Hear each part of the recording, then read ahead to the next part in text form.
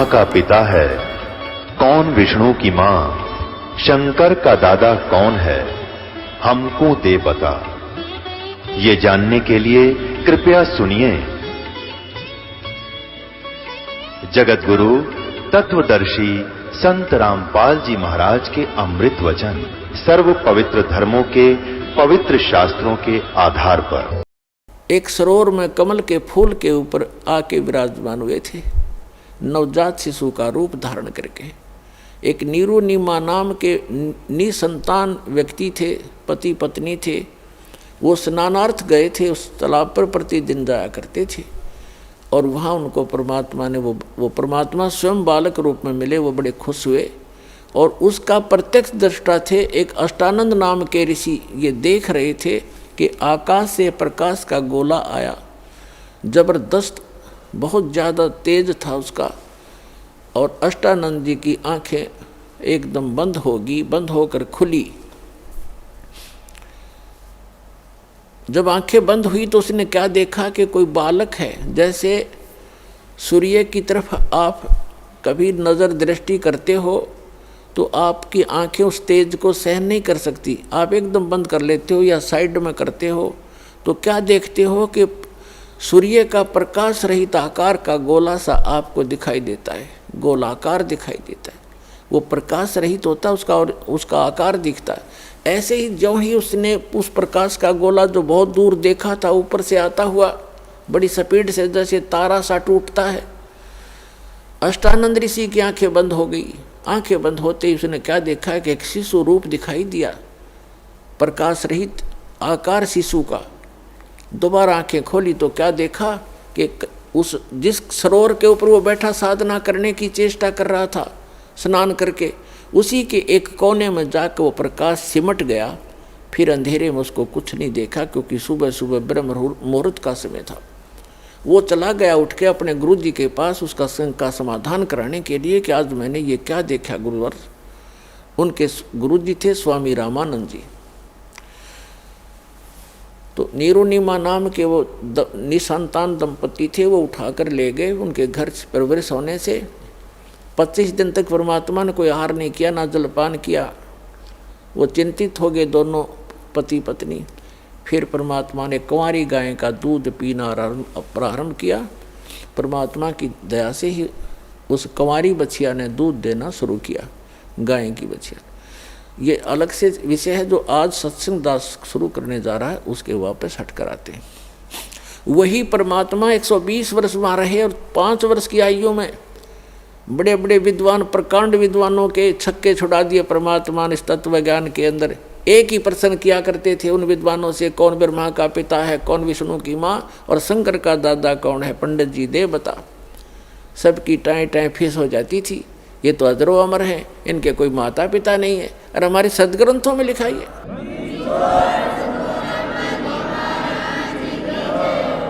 सच्चाई को ना सुनकर और ना ही खुद पहचान पाए और परमात्मा का विरोध कर दिया था। तो वो परमात्मा फाल्गुन सुदी द्वादशी दिन में 10 बजे लगभग सन 1727 में और संवत 1784 में, क्योंकि आदरणीय गरीबदास जी का जन्म संवत 1774 में हुआ था, वैशाख के अंदर। और सन 1717 में, और परमात्मा आकर मिले जब वो 10 वर्ष के थे, सन 1727 में। 10 वर्ष के गरीबदास साहिब जी कौन थे, थोड़ी सी जानकारी देते हैं। गरीबदास साहिब जी का मूल गांव है करौथा, जहाँ पर अपना एक छोटा सा आश्रम था जो इन दुष्ट लोगों ने सुहाया नहीं, जिनकी रोजी रोटी बंद हुई थी झूठों की। और वहाँ झूठा प्रचार करके जनता को भ्रमित किया, मुख्यमंत्री को भ्रमित किया, क्योंकि वो भी आर्य समाजी है। और दास के ऊपर झूठे आरोप लगा के और झूठे केस में जेल में डाल दिया और उसको आश्रम को ग्रहण कर लिया। फिर भी परमात्मा कहते हैं कि साच को आँच नहीं होती। पुणात्माओं, आई कोर्ट ने हमारे हक में फैसला कर दिया। सन 2009 में मुख्यमंत्री आर्य समाजी और आर्य जो हमारा विरोध कर रहे थे, आर्य प्रतिनिधि सभा हरियाणा वाले, वो दोनों मिलकर सुप्रीम कोर्ट पहुंच गए। देख इनकी अकल मारी जा रही।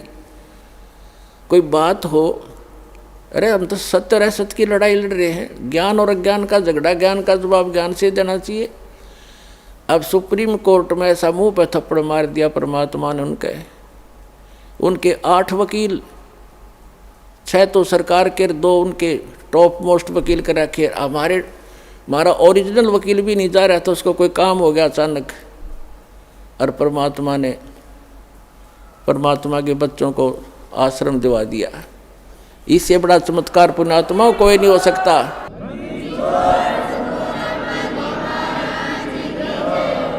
अब भगवान से बाहर कौन जाएगा? ये जज क्या है? ये भी परमात्मा के रिमोट से चलते हैं, उसी के बच्चे हैं, उनकी बुद्धि उनके हाथ में है। 1 सेकंड में सच्चाई को ऊपर ला दिया। अरे पुण्यात्मा, हमने उस आश्रम की आवश्यकता भी ना रही थी, क्योंकि वहाँ पर तुम्हारी गाड़ियाँ भी ना खड़ी हों सारी। जब आज हमारी व्हीकल चले जाओ, व्हीकल भी ना हो उसमें, वो तो ऑर्डिक रह गया। लेकिन इनकी जात का बेड़ा पट गया कि इसे मुख्यमंत्री होया करें। राजा को चाहिए दोनों तरफ की बात सुनकर जब डिसीजन लेना चाहिए। एक तरफ जुआ जुड़ जा, तो ये कलयुगी राजाएं हैं। पुराने राजाओं का आप हिसाब लाओ। रामचंद्र जी राजा थे अयोध्या के, वो किसी मंत्री या किसी अपने साथी की बात में विश्वास नहीं करते थे, भगवान से डरने वाले थे। यदि कोई ऐसी जटिल समस्या होती, वो स्वयं वेश बदल कर जाया करते थे और निष्कर्ष निकाल कर निर्णय लिया करते थे। राजकाल के राजा, उनकी पार्टी के 2 बात कह दे, फलाना ऐसा है, दकड़ा ऐसा है, कर दो उसका नाश। लेकिन हमारे साथ भगवान है, हमारा विरोध करने वालों का नाश हो जाएगा। भगवान के बच्चों का नाश आज तक हुआ नहीं, हर ना होगा।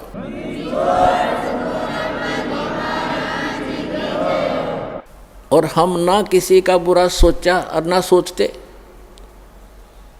तो पुण्यात्माओं, ये गंदा लोक है। और अब और गंदे विचार हो गए हमारे, भगवान से डर रहा नहीं। और जब तक ज्ञान नहीं होगा अध्यात्म, तो भगवान से डरना छोड़ देता आदमी, और तभी मार खाता है। और ज्ञान होगा फिर, जैसे बच्चा छोटा सा होता है, वो कोई तार नीचे गिर गया हो लूज हो के, और वहाँ से कोई स्पार्क को ज्वाइंट हो, उसका स्पार्किंग हो रही है, उसको आतिशबाजी जानकर उसको भी पकड़ लेता है छोटा बच्चा और मर जाता है। जब वो बच्चा सियाना होता है, उसका दिमाग सही काम करता है, तो फिर वो डर बताते हैं उसको कि इसमें बिजली हाथ मत लगाना। फिर वो बच्चा औरों को भी बचाता है कि इसके निकट ना जाना, स्पार्क है, बिजली है, इसमें मर जाएगा। आप भी बचाएगा, औरों को बचाएगा। तो इसी प्रकार जैसे कोई बच्चा कोई बोतल रखी है जिसमें विष हो, और वो लगा के मुंह को पी लेता, उसको पता ही नहीं, मर जाता है। तो पुण्यात्मा, जब उस बालक को ज्ञान होगा, बड़ा हो जाएगा, उस पर लिखा है विष है, तो वो आप भी नहीं हाथ लाओ और दूसरों को भी नहीं लाने देगा कि इसके हाथ ना लगाना, इसमें जहर है। तो पुण्यात्मा, जो गलतियां आज हम कर रहे हैं, हम तत्व ज्ञान अध्यात्म ज्ञान की कमी के कारण वो विष पान कर रहे हैं, स्पार्क वाला तार पकड़ रहे हैं, रिश्वत लेकर और चोरी करके, जारी करके, मिलावट करके, और एक दूसरे को अपनी ताकत का दुरुपयोग करके सता के हम विष पान करें। और जब ज्ञान होगा, हाथ भी नहीं लावेंगे, चाहे कुछ भी हो, भूखे मर लेंगे पर बुराई नहीं कर सकते। जैसे कर का जहर का रंग होरी हो, कहो कौन तिस खावे राम रंग होरी हो। आदरणीय गरीबदास साहिब जी को परमात्मा मिले, फिर अध्यात्म ज्ञान दिया। आज उसी का प्रकरण चल रहा है, लेकिन बीच बीच में बहुत सी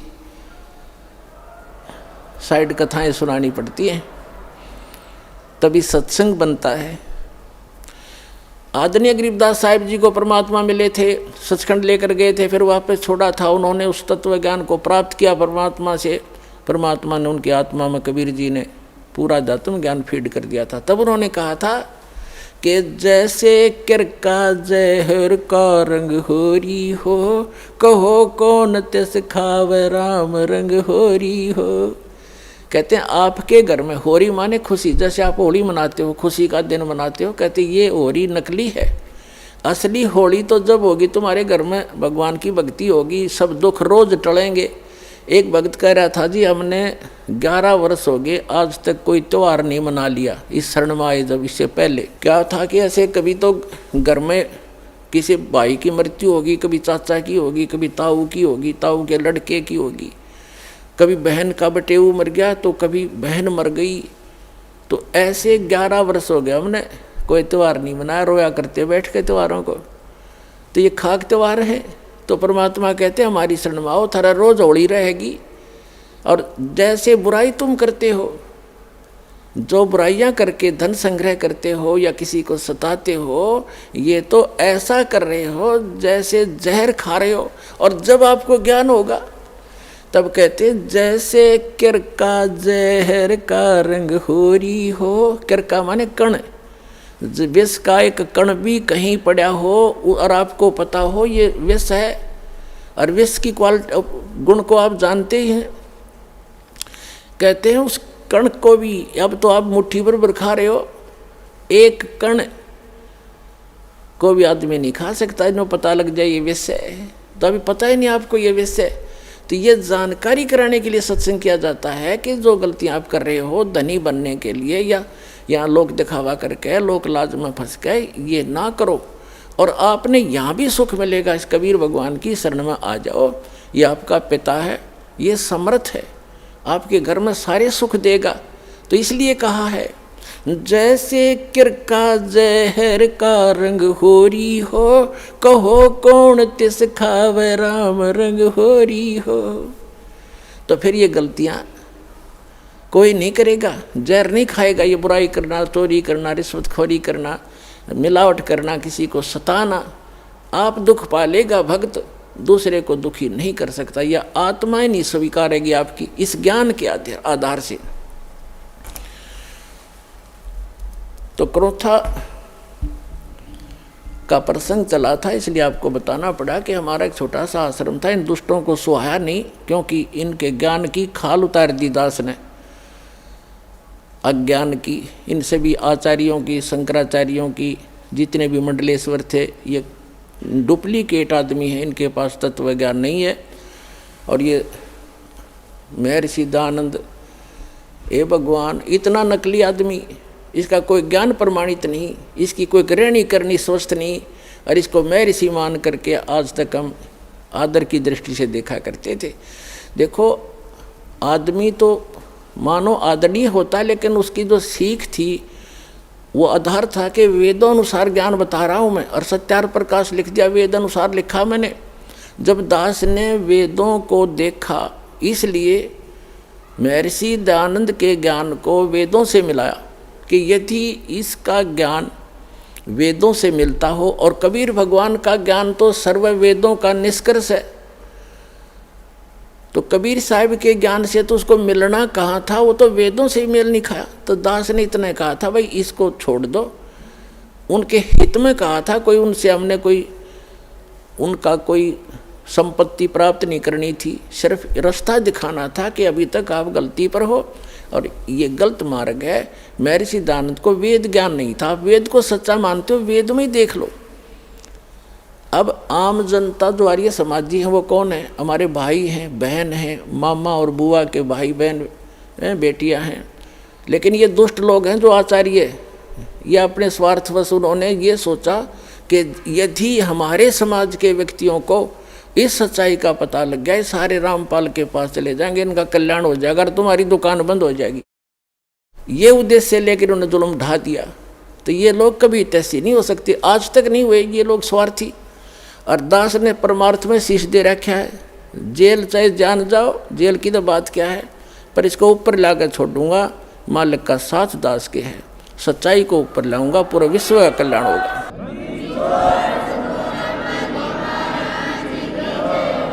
एक भक्त बता रहा था, बोला जी ये सतलोक आश्रम क्रोथा जो हमारा नहीं दे रहे, इनके साथ ऐसे बनेगी।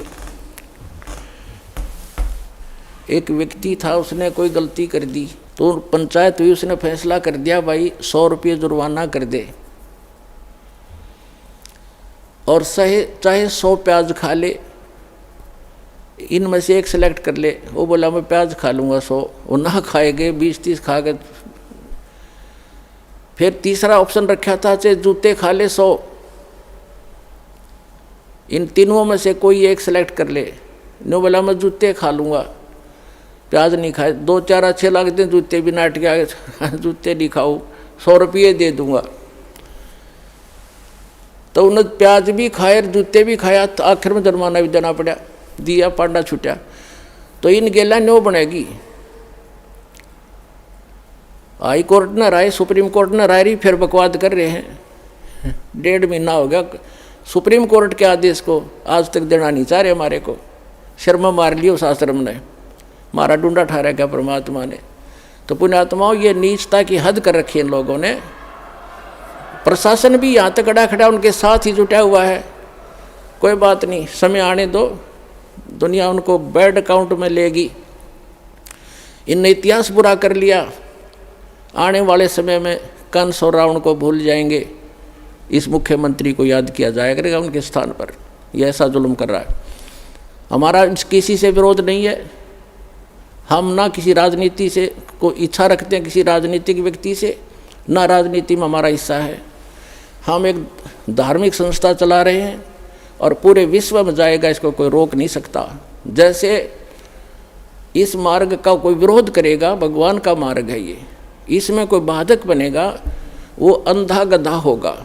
अंधा गधा, जैसे एक समय एक अंधा गधा रेल की पटरी पर खड़ा हो गया और उसने देखा भाई गड़ गड़ गड़ होता आ रहा है, कोई तुझे डिस्टर्ब करने आ रहा है। जिधर से उसने आहट सुनी उधर दोनों पैर कर लिए पिछले और दलुत्ती पिना ली कि मुझे कोई छेड़ेगा। होता राजा बना खड़ा था बीच में, उसने ये नहीं मालूम था कि तू खुद गलत स्थान पर खड़ा है, को रेल के मार्ग में खड़ा है तू। जब ट्रेन निकट आई उसने अपनी शक्ति दिखाई, दोनों दुलती चलाई और ट्रेन ने पटक कर टुकड़े टुकड़े कर दिया भाई। तो पुण्यात्माओं, इस परमात्मा कबीर जी के मार्ग में ये अंधे गधे हैं जो बाधक बन रहे हैं। समय आएगा परमात्मा इनको वो सजा देगा, याद रखेगा इनकी कई पीढ़ियों तक, और पूरा विश्व याद करेगा ऐसे जालिम लोगों ने जो भगवान के मार्ग में बाधा करते हैं। इन्हें मदद करनी चाहिए। ऐसा परोपकार हो रहा है, लाखों लोगों के सुख हो रहे हैं, बुराइयां छूट रही हैं, समाज की कुरीतियाँ दूर हो रही हैं, इनको वो एक आँख नहीं सुहा रही है। तो पुण्यात्माओं, ये तो थोड़ा सा पिछला दर्द याद आ गया था, वो काटा है दास ने और सच्चाई बताई है। अब सत्संग सुनाते हैं। और पुण्यात्माओं, हम तो आज भी किसी के बुरे के हक में नहीं, और ना हम बुरा कर सकते। कबीर साहब की हम शिक्षा पर चलते हैं, जो तो को काटा बो ता को बो तू फूल, और तोय फूल के फूल हैं वाह को है त्रिशूल। हम बुरा नहीं कर सकते, ना सोच सकते। इतना जरूर है भाई, पागल कुत्ते से बचने के लिए लठोड़ी जरूर रखनी पड़े कि जब पागल कुत्ता काटे ना जा, मारा नहीं करते, दिखाण दो उसे। तो हम उस शिक्षा का पालन करते हैं। हमारा कोई बुरा करे हम सपने में भी नहीं सोच सकते, हमारे विधान में नहीं है। ना तो हम भी उसी माटी के बने हुए, हम भी गलती कर लेते। लेकिन हमारा भगवान रुस जाएगा अगर हमने किसी का बुरा किया। लेकिन वो कुणसानदा थोड़ा ही है। परमात्मा कहते हैं कि मेरे तो छानी है, उससे क्या चीज़ छुपा है वो सब जानते हैं। तो हम आज भी यदि वो आकर अक्षमा याचना करनी पड़ेगी एक दिन उनको, और नहीं तो भयंकर पाप के भागी हो जाएंगे। आज भी आकर वो अक्षमा याचना करेंगे और भक्ति करेंगे तो हम सहर्ष उनको आम बच्चों की तरह स्वीकार करेंगे। लेकिन शायद उनके अंदर इतनी बुद्धि नहीं है, अहंकार में खत्म हो चुके हैं वो सभी हमारे भाई हैं। पूरी पृथ्वी के प्राणी हम एक परमात्मा के बच्चे हैं, हमें तो पता लग चुका है। ठीक है, घर का बालक या कोई पालतू कुत्ता भी पागल हो जाए, उससे बचना पड़ता है, फिर वो अलग बात है। लेकिन पूरे संसार के जितने भी प्राणी हैं, हम एक पिता की संतान हैं और सबके उद्धार के लिए प्रयत्न है। अब जो मानव शरीरधारी प्राणी हैं वो नाम लेंगे, दीक्षा ग्रहण करेंगे, बुराई त्याग देंगे, उनका तो मोक्ष होगा ही होगा। साथ में इस भक्ति, सत भक्ति, परमात्मा के दिए हुए इस अमृतवाणी के प्रचार से, और जो भक्त जाप करते हैं, सिमरण करते हैं, सुबह शाम दोपहर की भगवान की वाणी उच्चारण करते हैं और हवन यज्ञ करते हैं, धर्म पुण्य करते हैं, इनसे पूरे वातावरण में परिवर्तन आ रहा है। पूरे वातावरण में पशु पक्षियों पर भी असर होगा।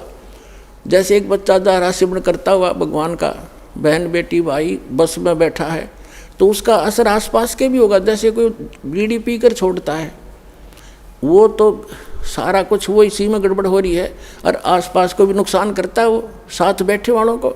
इसी प्रकार जैसे कोई हलवा बनाता है, हलवा बनाने वाला तो खा रहा है लेकिन आसपास के घरों में भी अच्छी महक जा रही है, उनको भी आनंद आ रहा है। तो इसी प्रकार जो सत भक्ति कर रहे हैं वो हलवा खा रहे हैं और उनके आसपास के मकानों में भी उसकी सुगंध अच्छी जा रही है।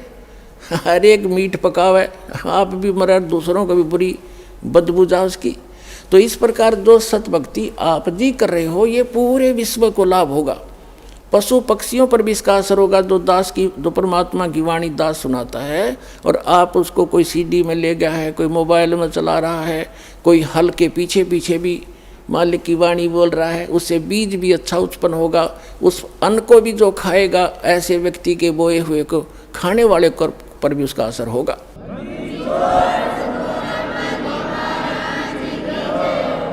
एक समय परमात्मा कबीर जी के भक्त थे। वो कहीं किसी अन्य पहुंच गए, किसी भक्त के, अपनी बहन, कोई भगतमती बहन थी यानी कोई सेविका थी, उसके वहाँ चले गए। परमात्मा के जाने के बाद ये अपने आप मनमुखी संत भी बन जाते हैं, लेकिन भक्ति करने से थोड़ी बहुत उनके अंदर वो साधु गुण अवश्य आ जाते हैं। उनसे आगे लाभ भले ही ना होता, लेकिन वो आध्यात्मिक मार्ग से परिचित अवश्य होते हैं।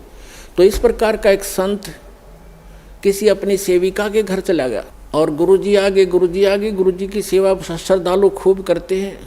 और उनके घर, उस बहन के घर, जिसके घर वो उसकी शिष्या थी, उसके घर गया था वो संत। उसके घर उसकी बहन आई हुई थी, उस लड़की की बहन, और उसकी इकलौती पुत्री थी। वो विधवा हो गई थी 1 महीना पहले। और उस लड़की ने, संत भक्त आए हुए थे, उनके भोजन में उसने भोजन बना दिया। उसकी बहन ने कहा, बहन तू बना दे, मुझे कुछ और काम है और सेवा करती हूँ। तो उस बहन ने वो भोजन बनाया, साधु संत ने खाया। सुबह उठ के उसको सारी रात सपने आए, मेरी बेटी विधवा होगी, हे भगवान क्या होगा, मेरी बेटी विधवा होगी, इसके तो बालक भी छोटे छोटे हैं, अब इसका क्या हाल होगा हैं। आगे दूसरा पति, उसका भाई भी नहीं था पति का, बटेऊ का, अब इसका क्या रहा होगा, यानी इतनी चिंतित थी। तो सुबह उठ के उस संत ने कहा अपनी शिष्या से, बहन आज ये हमारा भोजन किसने बनाया था? ये कल रात का जो भोजन था ये किसने बनाया था? तो उसने बताया, जी मेरी बहन आई हुई है, उसने बनाया था। अच्छा, क्या उसका कोई आपत्ति है उसके ऊपर, कोई दुख है उसको? कहा महाराज जी घना दुख उसको, तो नाम तो ले नहीं रखा। उसकी एक बेटी थी और वो विवाह कराया था, 2 बालक छोटे छोटे, उसके पति की मृत्यु होगी, विधवा होगी बेटी, यह बहुत दुखी है। तो पुण्यात्माओं, अब उसके द्वारा बनाए गए वो सोच विचार जो उसके थे उस अन्न में पहुँचे, और उस अन्न को खाने से उस संत भी डिस्टर्ब हो गया। और इसी प्रकार आप इस भक्ति, जैसे बहन बेटियां हैं, अब क्या करती हैं, मोबाइल परमात्मा ने चला दिए और बहुत से सिस्टम ऐसे चल गए हैं। ये इतना सहज मार्ग है पुण्यात्माओं। जैसे आरती करते हो, सुबह का नित्यनेम भी करते हैं, क्योंकि इसमें मानसिक काम नहीं है। जैसे खाना बनाना इस रूटीन है। अब जैसे गाड़ी चलाते हैं, अब उसमें मानसिक काम घना नहीं होता, अभ्यास हो जाता है इनका, अपने हाथों का अपने आप ही। तो उसमें भगवान की भक्ति, जैसे आरती लगा दी, आरती भी करता रहे और काम भी करता रहे। और जैसे तो इसी प्रकार जैसे बहन आरती करती हैं या मंत्र करते करते नाम आरती रोटी बना रहे हैं मंत्र करने लगे, तो उनका असर उस अन्न में भी होगा और खाने वाले को भी वो अनुकूल करेगा, उसमें उसका लाभ देगा। तो इसी प्रकार ये साधना ऐसी है, इससे बहुत पूरे विश्व का कल्याण हो जाएगा। अब उस प्रसंग पर आते हैं जहाँ हमने शुरू करना था। तो क्रोथा आश्रम जो है, क्रोथा गांव है एक, जिला रोहतक के अंदर, रोहतक झज्जर रोड पे,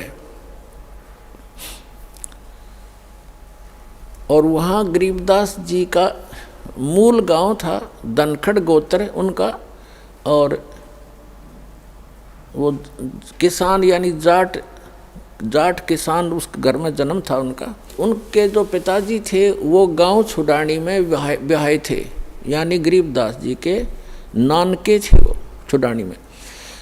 और गरीबदास जी की माता का कोई भाई नहीं था, जिस कारण से गरीबदास जी के पूज्य पिताजी श्री बलराम जी नाम था उनका धनखड़, और वो अपने ससुराल में घर जमाई रहने लग गए थे। वहाँ ज़मीन बहुत घनी थी, आज के 1400 एकड़ ज़मीन, उस समय के 2500 बीघा, वो बीघा दूसरा होता था। तो इतनी ज़मीन संपत्ति थी, तो वहाँ रहने लगे। वहाँ जाने के बाद, छुडानी में जाने के बाद 12 वर्ष के उपरांत गरीबदास जी का जन्म हुआ था, और गरीबदास जी आजीवन वहीं रहे। उनकी संतति है आज भी, आधा गांव लगभग धनखड़ गोत्र से है, छुडानी जिला झज्जर हरियाणा। तो गरीबदास जी का ज़्यादा आना जाना क्रोथा गांव में ही रहा, क्योंकि भाईचारा वहीं था। तो कहने का भाव दास का ये है कि गरीबदास जी जब 10 वर्ष के हो गए और अपने ही, क्योंकि तब तो उन्हीं की अपना ही सारा कुछ हो चुका था, नाना जी की सारी संपत्ति उन्हीं की थी। लगभग 150 गव्वे रखे हुआ था उसका नाना जी, रखा करते थे, क्योंकि ज़मीन बहुत थी। उसमें चरागाह बना देते, वर्षा हो जाती, कुछ खाने के लिए गेहूँ जौ आदि बीज लेते, चने सरसों हो जाती। बाकी का समय पशुओं के, बाकी समय जो स्थान था, बाकी की ज़मीन को पशुओं के लिए ही वो प्रयोग किया करते थे, पशुपालन करते थे। उसके साथ साथ 2-4 किराए के पाली होते थे गांव के, और कुछ ऐसे व्यक्ति होते थे जो गव्वे रखते थे, लेकिन उनके पास अपनी ज़मीन नहीं होती थी, वो भी उसी में चराया करते थे। ऐसे पहले आपस में बड़ा प्रेम होता था। जो पैसे वाले व्यक्ति गरीबों की बहुत मदद किया करते थे, निस्वार्थ किया करते थे। तो ऐसे 10-12 पाली गवाले इकट्ठे होकर प्रतिदिन गौवें चराने जाया करते थे। अपनात्मा, ये वो शुभ दिन है द्वादशी का, जो आप और हम ये त्यौहार मनाने जा रहे हैं। हमारे संतों के ये त्यौहार हैं, और ये वो अनमोल त्यौहार हैं कि जिस दिन जिस भगवान के लिए हम भटक रहे हैं, राजाओं ने राज त्याग दिए, ऋषि महर्षियों ने शरीर गाल दिए तपस्याएं करके, लेकिन इस काल भगवान ने रास्ता ठीक नहीं दिया उनको। और भगवान रास्ता देने आए, सही विधि बताने आए, तो हमने स्वीकार नहीं किया अपनी अबोधता के कारण। अपन परमात्मा दिन का फाल्गुन सुदी यानी फाल्गुन मास की द्वादशी, चांदनी द्वादशी, दिन के 10 बजे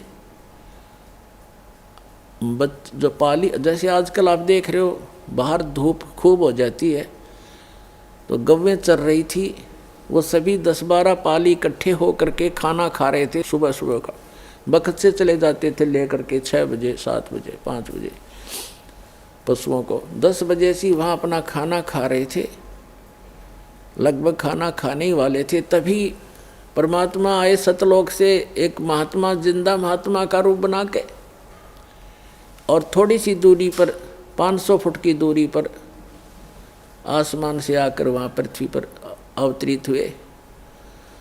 और ऐसे उसके साथ से रास्ता था, जिस वृक्ष के नीचे, जंडी के पेड़ के नीचे वो खाना खा रहे थे बच्चे बैठ कर, कुछ बड़े थे कुछ बालक थे, उसके साथ से रास्ता जाता था दूसरे गांव को, कबलाना गांव से, छुडानी से कबलाना गांव सीमा लगती है। उस सीमा के ऊपर ही छुडानी के खेतों में परमात्मा वहाँ आकर अवतरित हुए।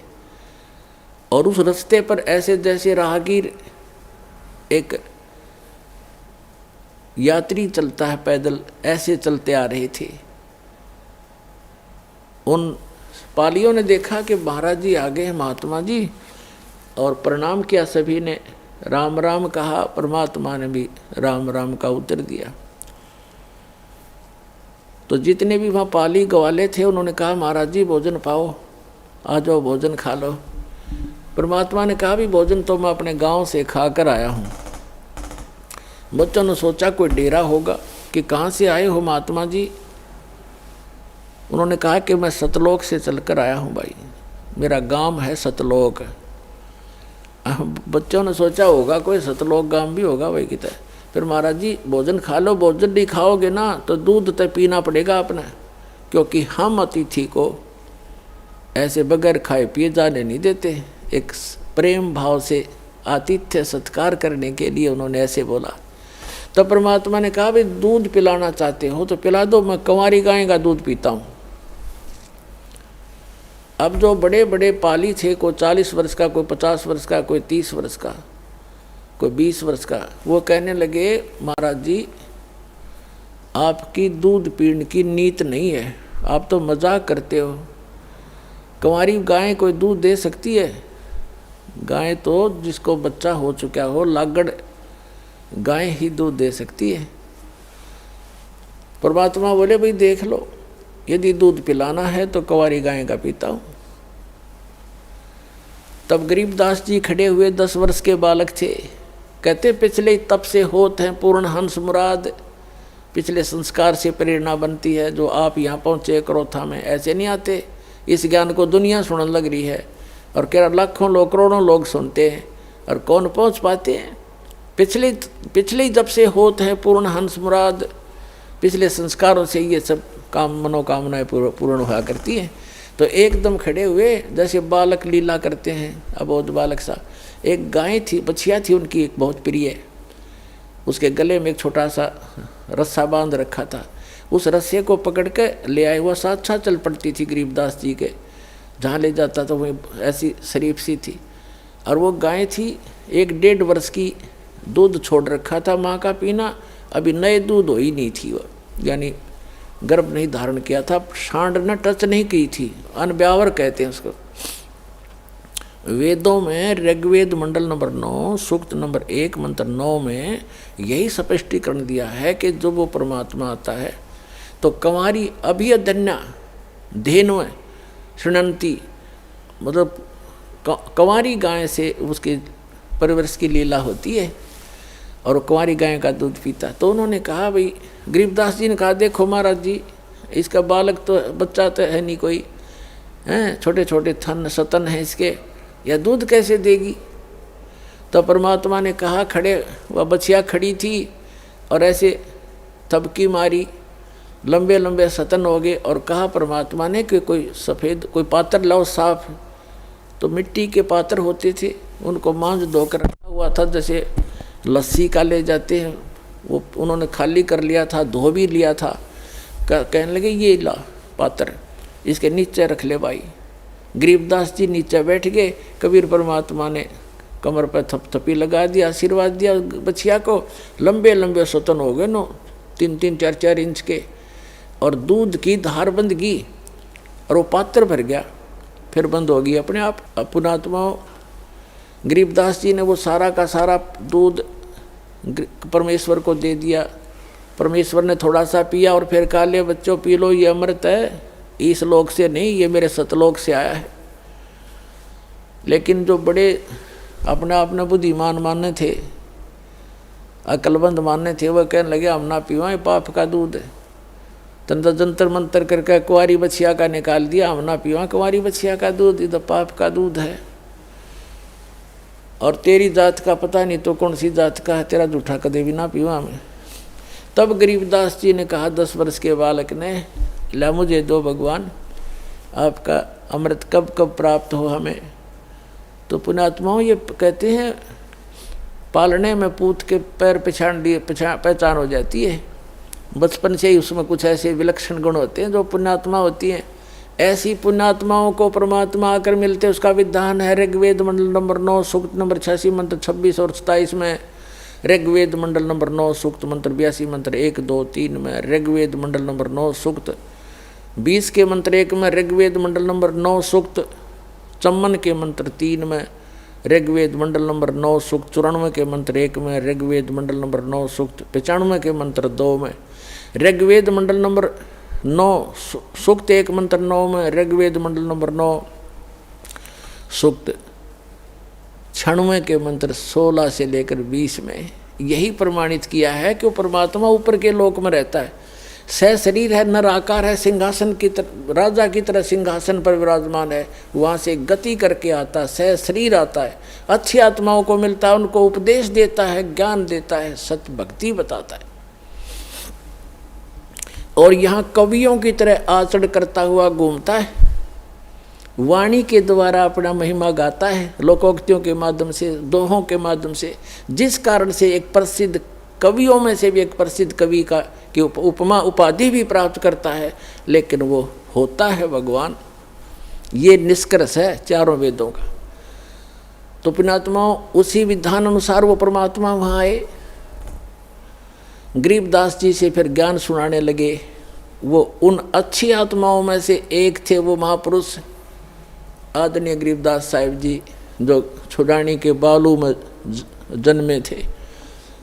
और वहाँ आकर के परमात्मा ने उनको सतज्ञान दे दिया।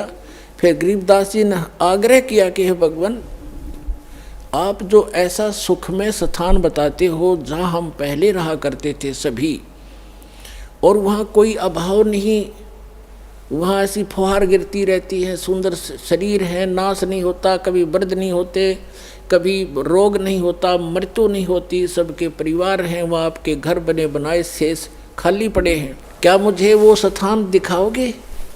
परमात्मा तो अपना गवाह बनाने के लिए आते ही हैं कि मेरा गवाह बने, दुनिया को बताएगा फिर छाती ठोक के। गरीबदास जी को परमात्मा ने प्रथम मंत्र दिया और जल पान वो कराए, दूध पान करा दिया। प्रथम मंत्र में ऐसे ही किया जाता है। दास भी जब से मंत्र देने लगा है, मेरे गुरुदेव भी ऐसे ही करते थे। प्रथम मंत्र के साथ आपको वचनामृत दिया जाता है, वचन से शुद्ध करके, और साथ में मिश्री दी जाती है ये, और मंत्र दिया जाता है। ऐसे पेय पदार्थ के साथ इसको पान परवाना कहते हैं। तो गरीबदास जी को ऐसे पान परवाना दिया था दूध के साथ, और फिर सतलोक लेकर गए।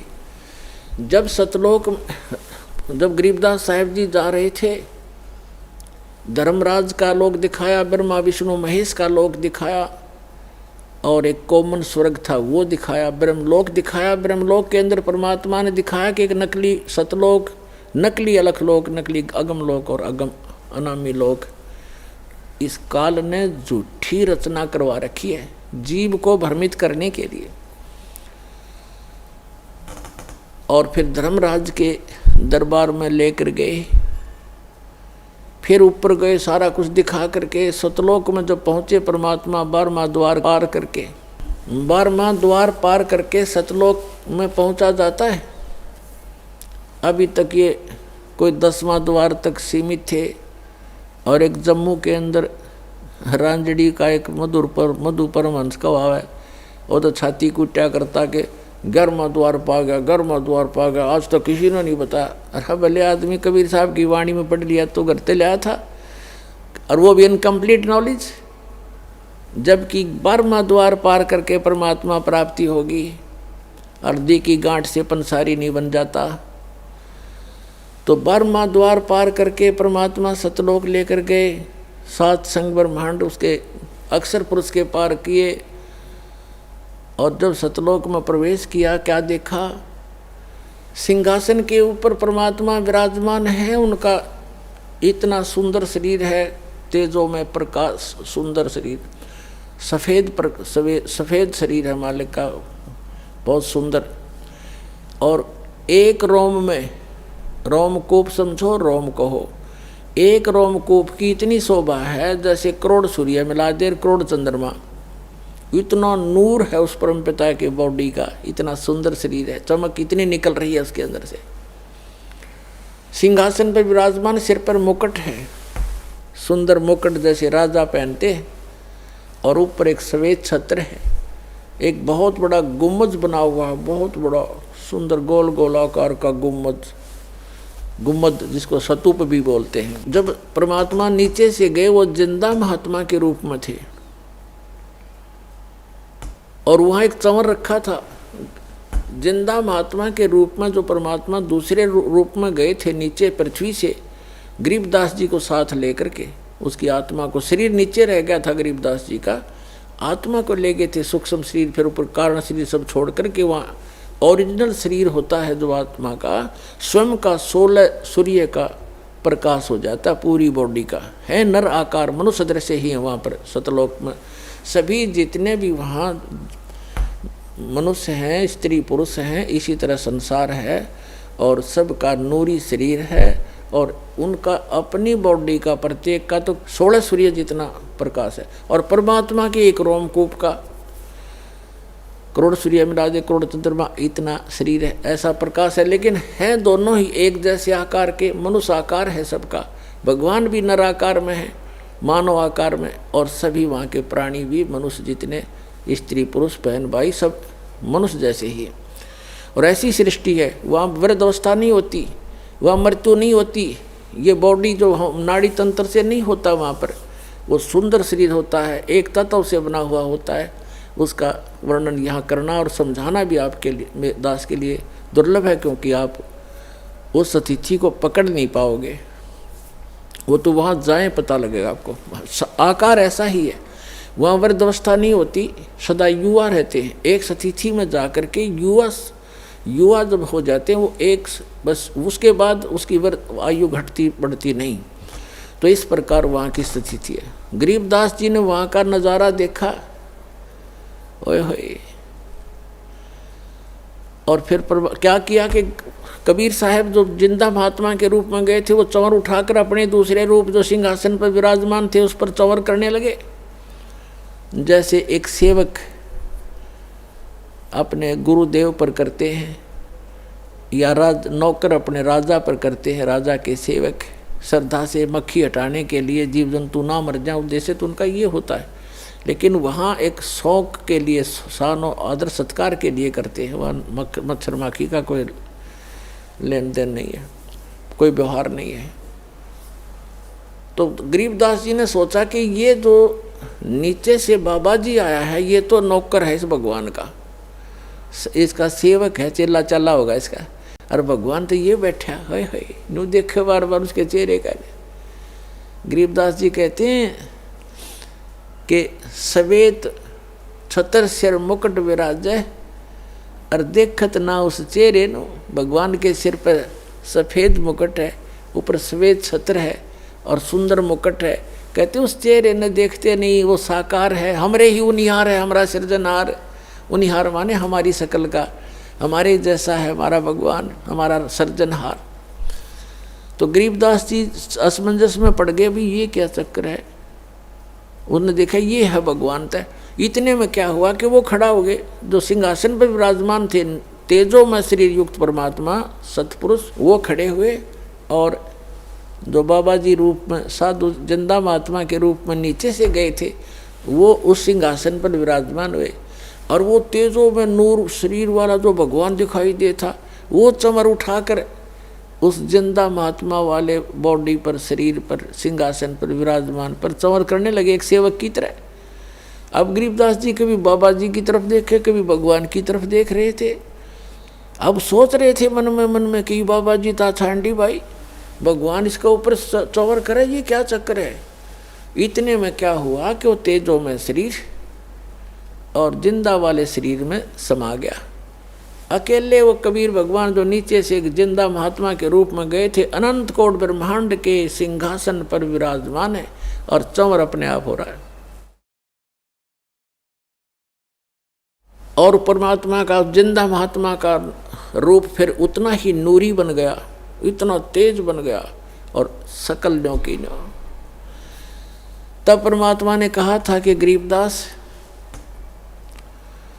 जहां तुम रह रहे हो बालक, वो एक पुनिशमेंट प्लेस है, वो एक प्रिजन है तुम्हारे लिए, एक कारागार है, वहाँ कोई जीव सुखी नहीं। अब वहाँ से जब देखते हैं ऊपर जाकर के आत्मा निर्मल हो जाती है और वहाँ इतनी तेज दृष्टि होती है, यहाँ की सुई सुई देख सकता वहाँ का गया हुआ व्यक्ति, इतनी आत्मा की आई का इतना तेज है उसकी नज़र। तब गरीबदास जी नीचे देख रहा है, ओए होए, ऐसे दिख रहे जैसे कीड़े मकोड़े तंग पा रहे हों, प्रत्येक की बॉडी के अंदर का सामान भी दिखाई देता है वहाँ से, इसके अंदर क्या है। इसमें ब्लड की नदियाँ बह रही हैं, नाड़ियाँ, इनके अंदर ब्लड बह रहा, वो भी उसके अंदर भी करोड़ों जीव घूम रहे हैं, हाँ नौ मचल मचा रहे हैं, इधर घूम रहे हैं, टट्टी पेशाब हार्ड मांस ये दिखाई देता है। अब तो हमारी आँखों पर चर्बी डाल रखी है हमने, ये सब कुछ दिखाई देता है। इससे की पॉलिश पे, पाउडर पे, दिन रात लिपस्टिक लाण पे, डंगे पर डंगा लाण पे हम अपना जीवन नाश कर देते हैं और 1 सेकंड में मृत्यु हो जाती है, इसमें कीड़े पड़ जाते हैं, जख्म हो जाता है। इसके अंदर हम संतुष्ट हुए बैठे हैं और यहाँ की बकवादों में इसको जीवन नाश करते हैं, जब वहाँ जाकर पता चलता है। तब परमात्मा ने कहा कि अब गरीबदास, अब नीचे जा बेटा, ये है तुम्हारे स्थान, ये खाली महल पड़े सारे, जो नीचे चीटी से लेकर हाथी तक और राजा और रंग जितने पृथ्वी पर इस काल के 21 ब्रह्मांड में तुम गए हो,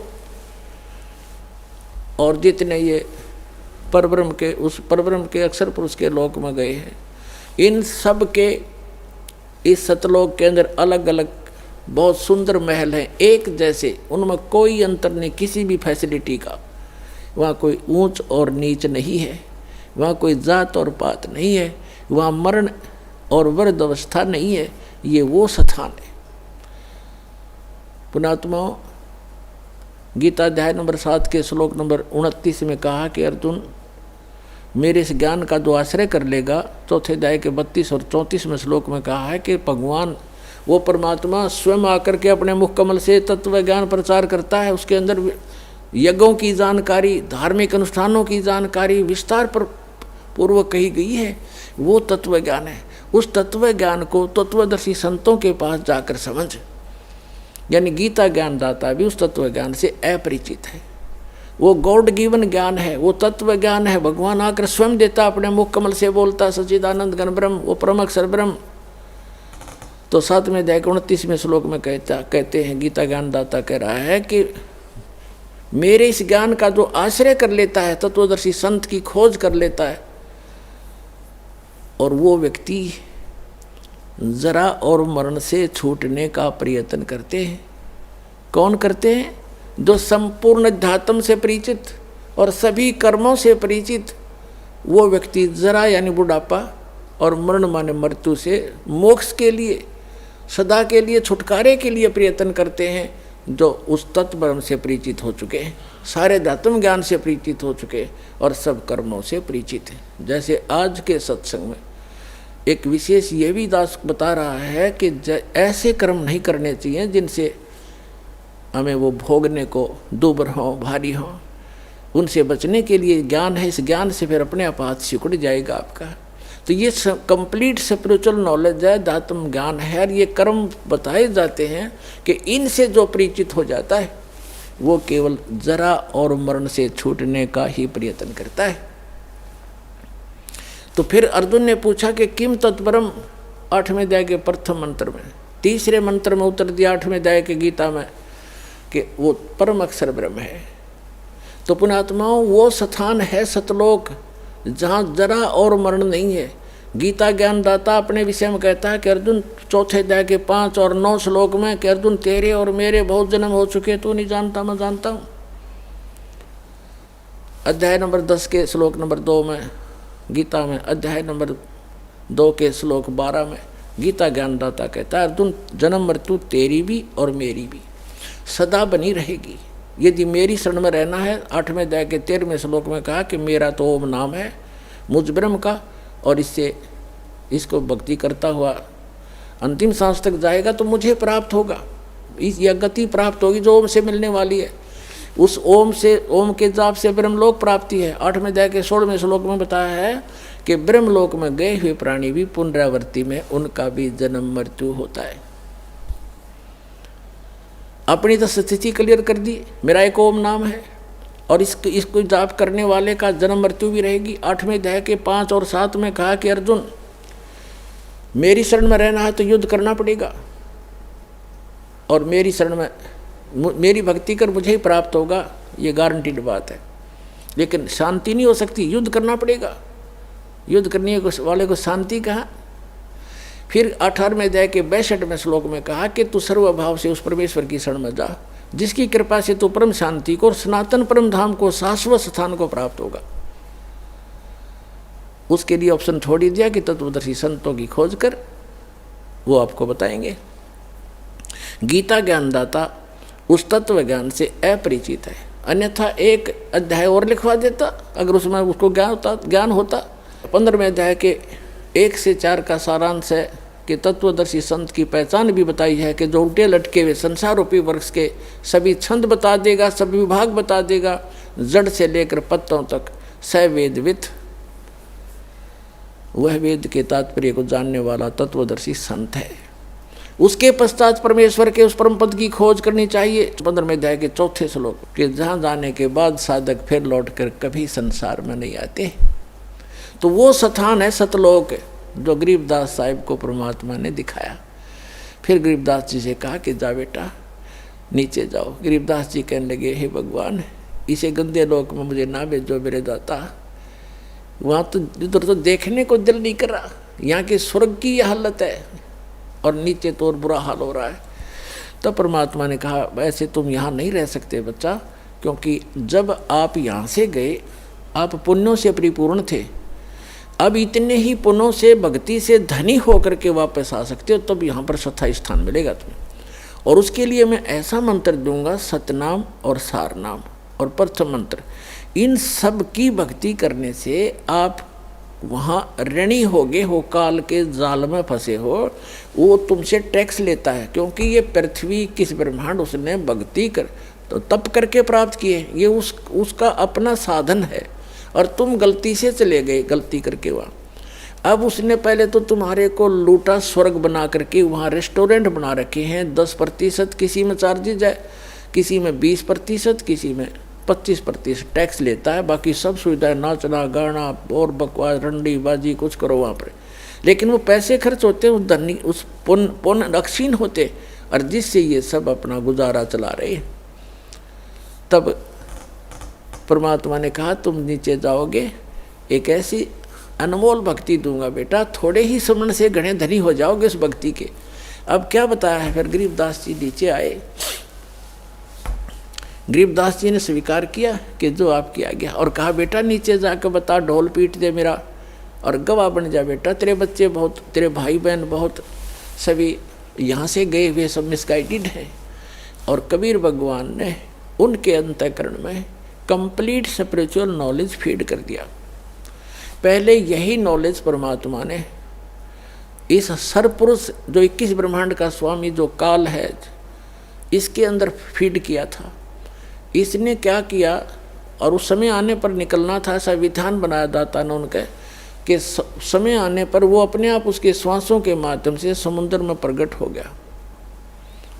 सामने श्वासों से बाहर निकला तो कमल के फूल के ऊपर ऐसे बहुत सुंदर जो वेद बने बनाए उसके अपने, जैसे आप देखते हो कहाँ से फैक्स किया जाता है, ईमेल की जाती है, कहाँ कंप्यूटर से निकाल लिया जाता है पूरा मैटर, बुक की बुक निकाल लो, ग्रंथ के ग्रंथ निकाल लो, ऐसे उसके श्वास के अंदर से वो ग्रंथ बाहर आ गए।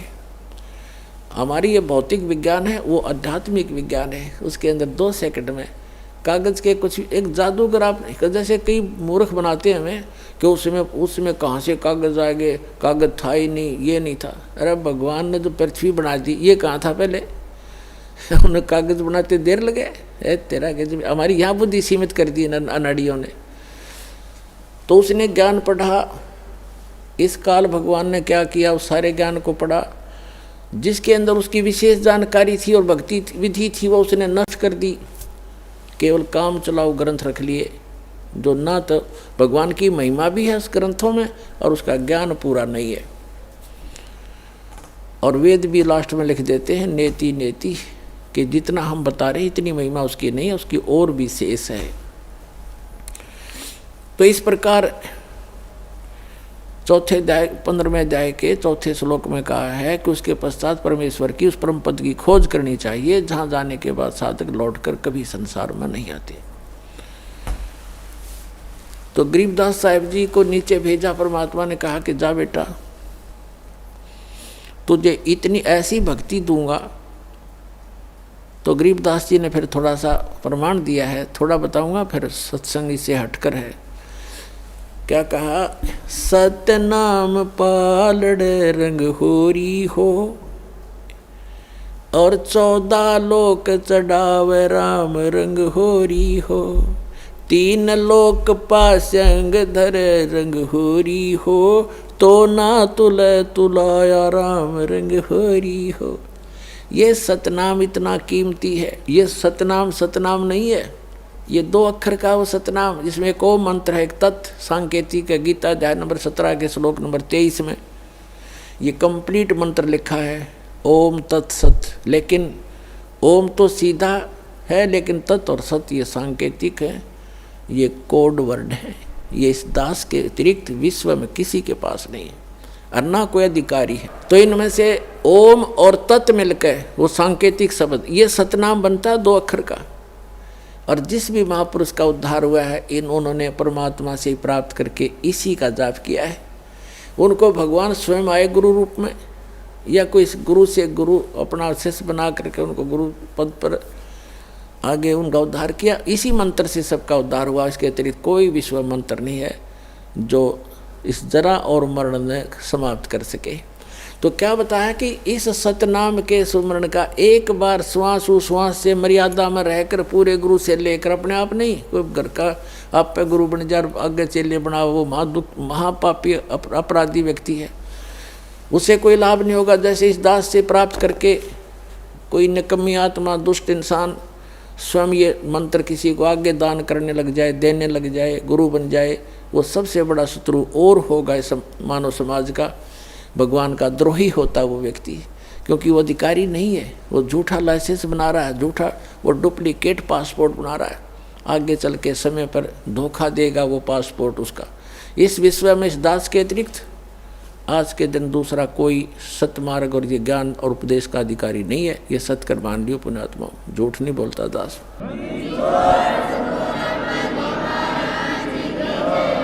और कोई मान बढ़ाई की बात नहीं, आपको आगाह कर रहा हूँ कि नकलियों में फंस के तो हमने इतने जीवन नाश कर लिए। तो कहने का भाव ये है कि गरीबदास जी को जो परमात्मा ने बताया, गरीबदास जी ने आगे बताया कि ये एक सतनाम इतना कीमती है, एक बार श्वास उश्वास से एक बार सिमरण करने का कितना धन, कितनी वैल्यू है इसकी, कितनी कीमत है।